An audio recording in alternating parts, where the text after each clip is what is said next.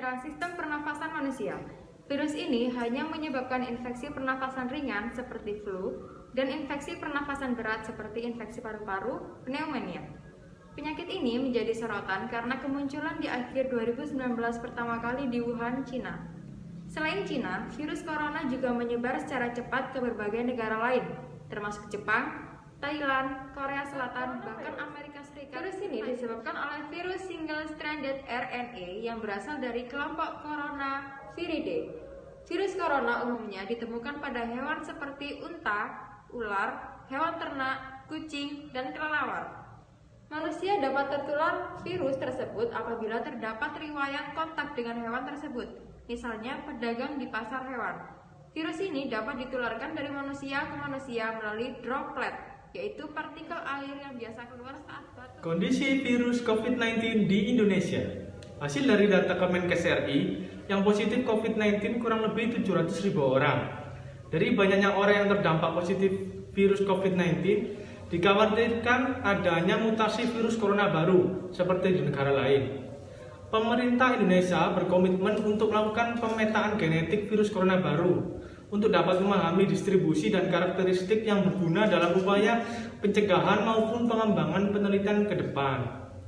Maka dari itu, kita harus lebih menjaga diri dan menerapkan 5M, yaitu mencuci tangan, memakai masker, menjaga jarak, membatasi mobilitas, dan menjauhi kerumunan. Gejala awal infeksi virus corona atau COVID-19 bisa menyerupai gejala flu, yaitu demam, pilek, batuk kering, sakit tenggorokan, dan sakit kepala. Setelah itu, gejala dapat hilang dan sembuh atau malah memberat.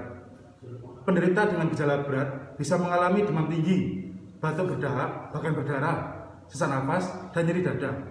Gejala-gejala tersebut muncul ketika tubuh bereaksi melawan COVID-19. Secara umum, ada 3 gejala bagi orang yang terinfeksi virus COVID-19 ini, yaitu yang pertama, demam dengan suhu tubuh di atas 38 derajat Celcius. Yang kedua, batuk kering. Dan yang ketiga, sesak nafas.